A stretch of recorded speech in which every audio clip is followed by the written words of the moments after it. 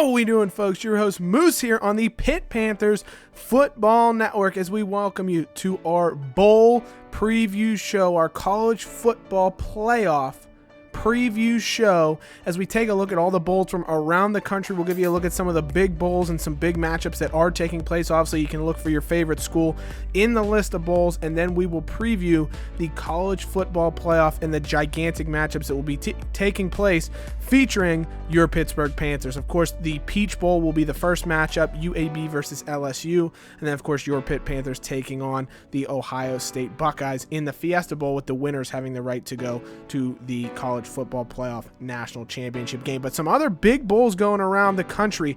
The Fight Hunger Bowl has Houston taking on last year's national champions Washington, who've had a very tough season. You can see across the board they've had a really rough year, but they'll have an opportunity to kind of redeem their season taking on a very good Houston team. So if they get a win, it'll be a good bookend for them. Oklahoma State and UCLA will face each other in bowl season. That should be a great game between two top 15 teams. Be a great matchup to see.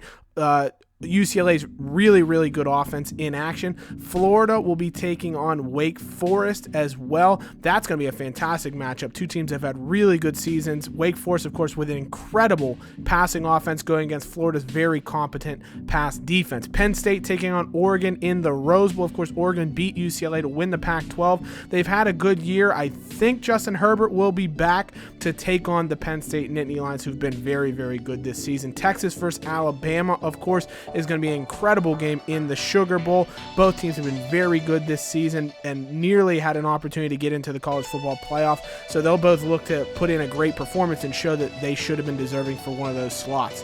Orange Bowl, we'll see NC State take on Auburn. That should be a great matchup. ACC runner-up versus an SEC very good school as well. SEC number 3, really, you could say, for Auburn.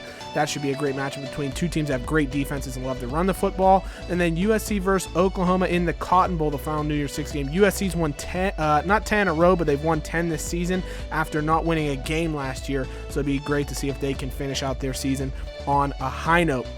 And then, of course, the college football playoff, top-seeded LSU taking on fourth-seeded UAB. And there's a just disparity in talent that is absolutely incredible, even though there's no disparity in record between the two teams. And what'll be interesting, it's the number 1 versus number 2 pass offenses in the country. LSU, of course, number 1 offense in the country, number 1 scoring offense, total offense, great passing offense, but they can run the football as well, so they can beat you in so many ways. UAB, they can pass the football, and they have a good defense, but again, their strength of schedule is a bit lacking, so it'll be interesting to see how those two things will match up. For your Pitt Panthers, they'll be taking on the undefeated Ohio State Buckeyes in the Fiesta Bowl. That is going to be an incredible matchup between two very impressive teams, and you can see with Ohio State, fantastic rush defense. They're a little bit susceptible to the pass, though, and that's the one area where the Panthers have been very good is their pass offense. Ohio State, though, can beat you so many ways. Number 2 scoring offense in the country behind LSU. Number 3 total offense in the country. They run and pass the ball equally well and have a ton of weapons all around the field. So it'll be interesting to see if they lean on the run or the pass to try and take on one of the top defenses in the country that Pitt has. Now, of course, for your Panthers, they'll be missing Aaron Matthews still, but he's been out for essentially the entire season after getting hurt in the Penn State game. So you'll see pretty much their typical lineup. For Ohio State, Damon Arnett, their number 1 cornerback, is expected to miss that game, recovering from an ankle injury. And Torrance Gibson, their top receiver, leading catcher on the football team, will be out for the entirety of the playoff with a dislocated ankle injury that he has not recovered from. So that is going to be a gigantic loss for the Buckeyes. But if you look at their roster, they have an absolute dearth of talent. They have so many players. There's just, playmakers all over the field at basically every single position. So even missing out on a couple guys, they're still going to be a very good football team. Of course, they're led by starting quarterback Dwayne Haskins. He's even backed up by Brian Barber, who's an incredible backup to have as well. Haskins, the redshirt junior, his first full year as the starter. He's been incredible, very consistent for him throughout the season. We'll actually take a look at the team's stats here in just a little bit. But Mike Weber, Antonio Williams, incredible 1-2 punch at halfback for them. Williams should be the starter next year if he doesn't choose to go pro, but they're very deep, or not necessarily deep at running back, but very talented at the guys that play. Now, Gibson, like we mentioned, will be missing a receiver, but they still have Mack. They still have KJ Hill, Benjamin Victor, 3 other receivers that have incredible levels of talent. Now, the one thing they don't really have is a true deep threat. Victor has their fastest receiver, but they don't have any incredible burners.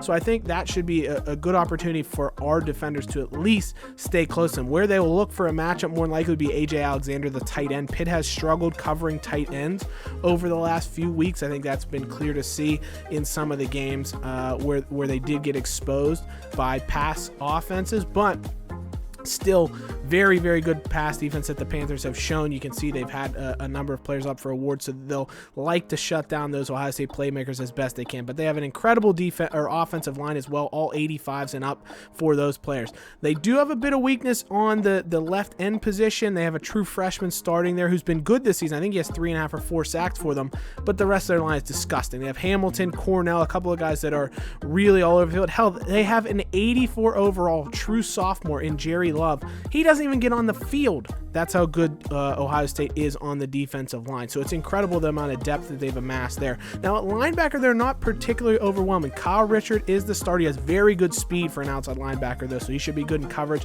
Nick Connor at middle linebacker is very good. Corey Kelly at outside linebacker is very good as well, but they're not superstars. They're not superhuman. So again, it's one of those things that will help the Panthers out in the fact that Ohio State, at least in the back seven, is not superhuman. They will be missing Damon Arnett, which means they're going to rely on number one corner or presumptive number one corner, true junior Brian Simon, Joshua Norwood, Adam Young as well. Bob Johnson, the true freshman, will see some snaps as a nickel and dime corner as well. So they have some good speed. Simon is very, very quick, but not the greatest of depth for Ohio State. So if the Panthers are going to exploit them anywhere, they have Curtis Cooper, a true sophomore, starting at strong safety as well. So if the Panthers are going to exploit them anywhere, it may be in the secondary, and we know the Panthers have leaned on their pass game so much this season. Now, great kicking game, though, for Ohio State. DJ Swain won the Ray Guy Award, and they have a good kicker as well. So some really good players to lean on there. If we look at Ohio State overall, though, they've been very, very good and very consistent. Haskins, 26 touchdowns against just 4 interceptions. Barber's been very good as a backup, so no matter who they throw in there,